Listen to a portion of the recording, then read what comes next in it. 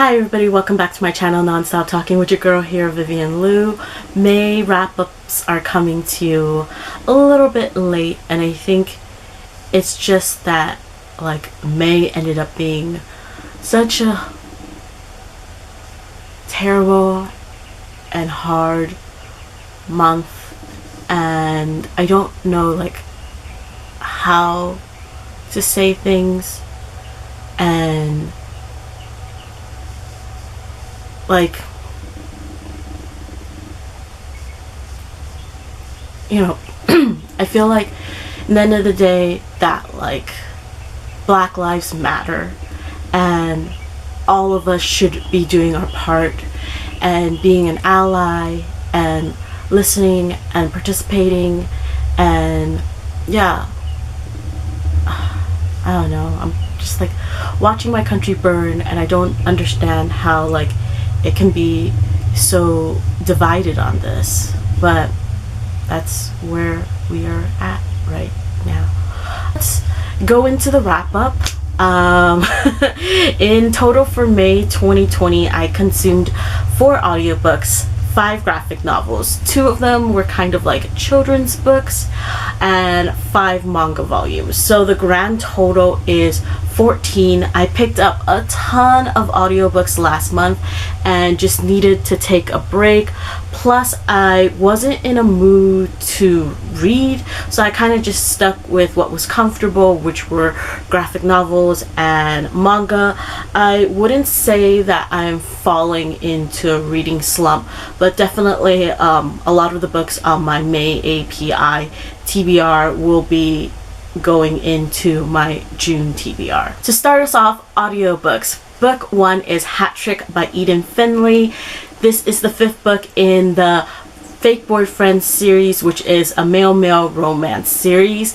This time around, we are following Matt's younger brother Jet and hockey player Soren. These two, they've previously hooked up and then kind of lost communication or just weren't communicating afterwards, and now they are reuniting for a group trip to Fiji with all the other couples that we've previously got to know. I love the series so much, but this 5th book was kind of my least favorite as of this moment. Mainly, I didn't really like the couple's lack of communication and like jealousy aspects, and I felt like Jet was kind of too clingy, and Soren had no like discerning personality. I think that like towards the latter half this couple does improve, but by that time it was like too late for me.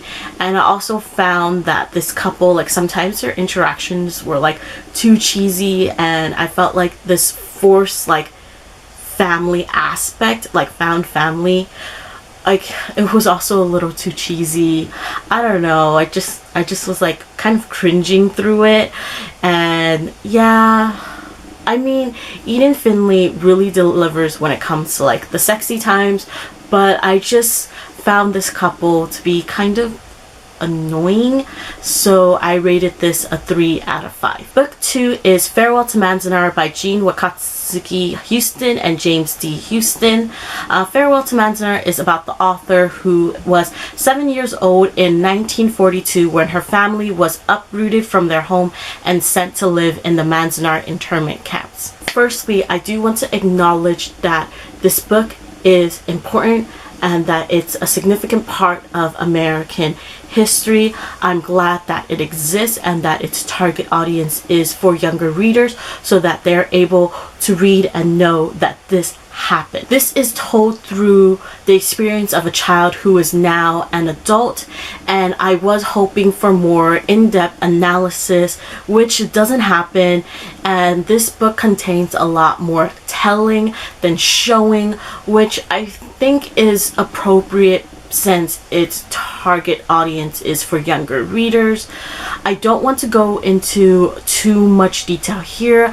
I will link my longer written review if you want to check that out. Nonetheless, I did want to mention that I talked about this book with a Japanese American friend of mine, and it was really interesting just to hear how much he related to it and what parts really stood out for him when he was a young kid reading this for class.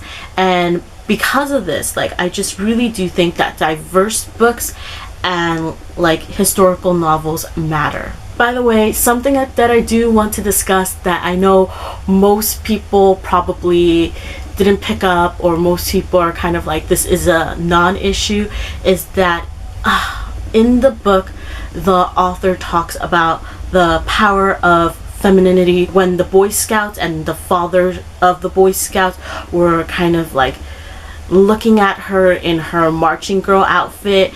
At this time, I think she's in junior high, and then later on she says that she is 12.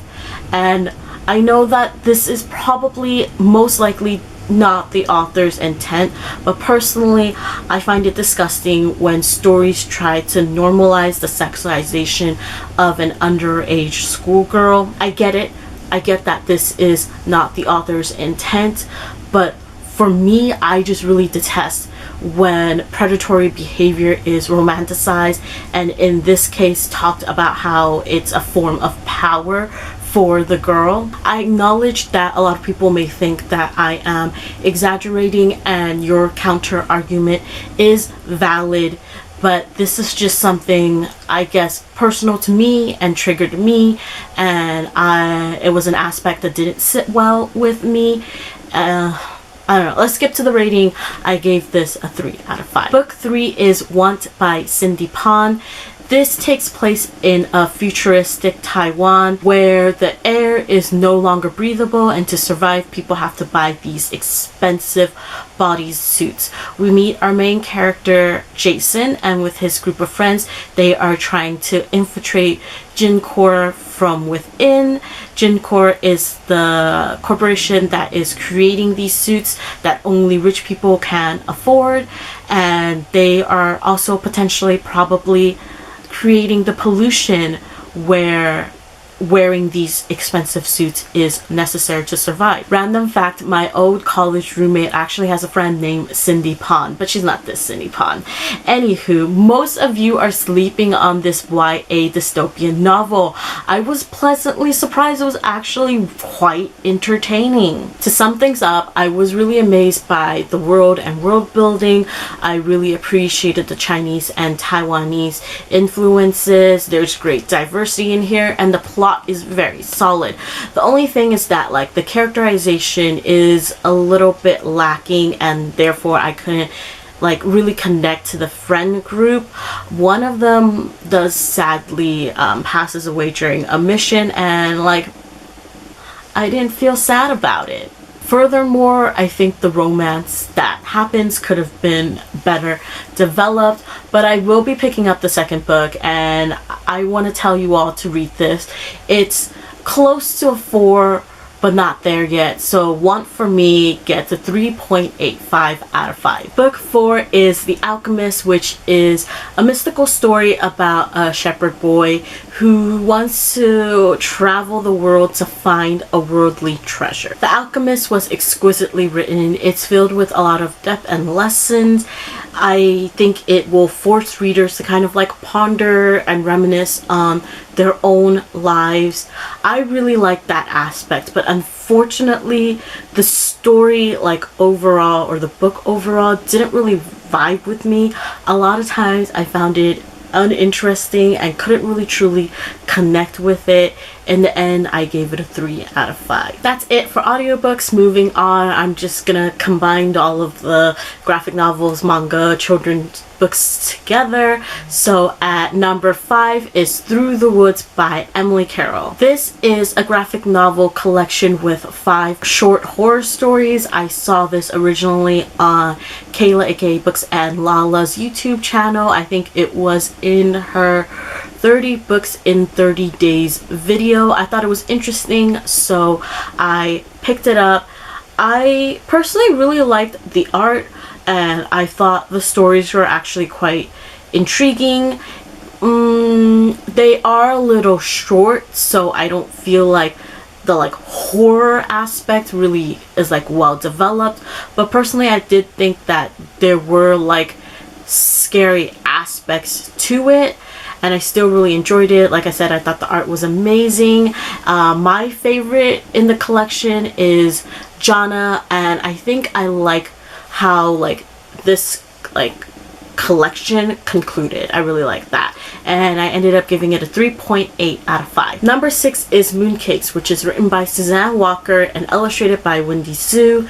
This is about Nova Huang, who is a teen witch working at her grandmother's bookshop, and this bookshop has like, you know, spell books, magic books, that kind of stuff. Following a report, she decides to go into the woods in search of a white wolf, and there she encounters her old childhood crush Tam, who is battling a horse demon. I've been wanting to pick up Mooncakes for a long time now, and I was so excited that my library app finally had it available, and I picked it up immediately. And right off the bat, the color scheme and the plot was just so whimsical and magical, and I was immediately attached to the story. The story is actually quite diverse, and I really like our main character Nova. We actually kind of have similar like fashion sense and taste, so that was really fun. I have to admit that randomly I wasn't a huge fan of like the way facial expressions was drawn in this. I also thought the ending was a little bit too perfect, but Mooncake is just the softest, and I really like the mythical like magical creatures. They were just so adorable, and I got a kick out of the bonus material. 4 out of 5. Number 7 is Buffy the Vampire Volume 2, Once Bitten, by Jordi Belair and illustrated by David Lopez. I didn't like the art in this. It wasn't my style. I hope that they bring back the artist who drew the first volume. As for the plot, a lot happens and nothing gets explained. Main characters go through like drastic changes and there's like no details, so I was really confused and lost, and yeah, I don't know. I think this is a little high, but I'm giving it a 2.9 out of 5. Number 8 is Vader's Little Princess by Jeffrey Brown. I read this at a bookstore like years ago, so this was a reread for me. I recently, I think last month, reread the one about Luke and loved it so much, and was placed on hold for this one on my library app. So what these children's books are about is kind of like if Darth Vader in an alternate universe actually like completed his father duties in a way. I don't know, I feel like I'm not explaining it correctly, but yeah, it's kind of like that. Anyways, I really enjoyed this. I got a kick out of it. I thought it was really cute and fun. For some reason, I do think I prefer the one with Luke a little bit better. But this one was great and I highly recommend. It was adorable and entertaining. 4.5 out of 5. Continuing with that, number 9 is Goodnight, Darth Vader by Jeffrey Brown. So this is a rhyming bedtime story featuring the most iconic Star Wars characters, creatures, and objects. It was really clever and fun. I liked it. I gave it a 4 out of 5. Number 10 is Junji Ito's Cat Diary Yon and Moo. This is a graphic novel following Junji Ito's family, especially his 2 cats.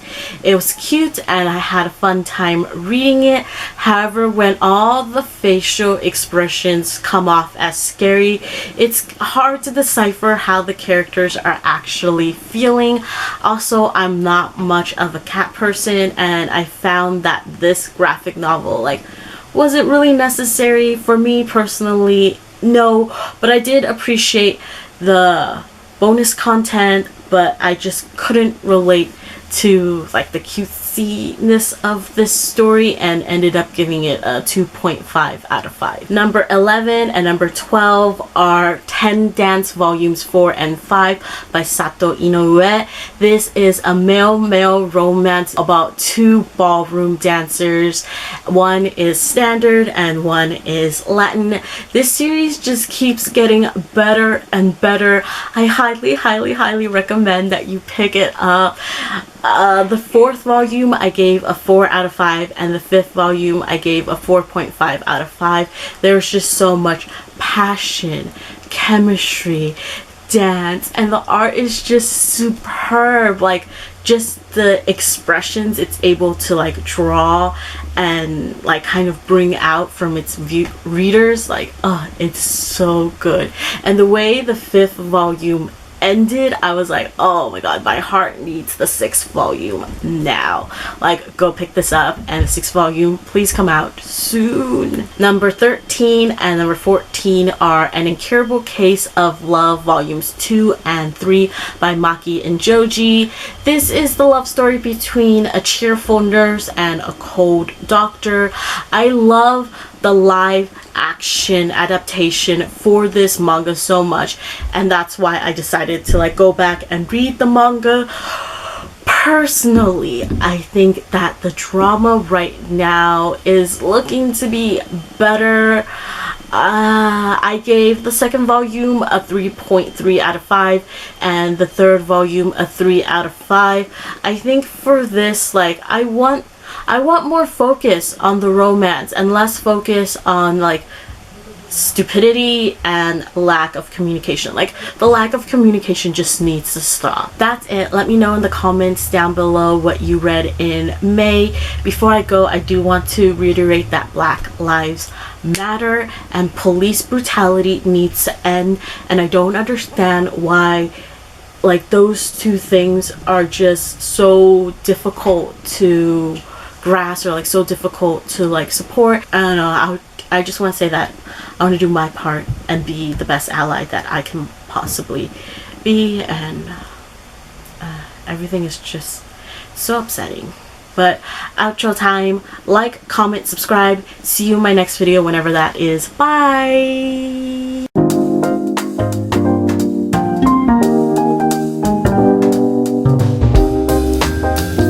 Story about a shepherd.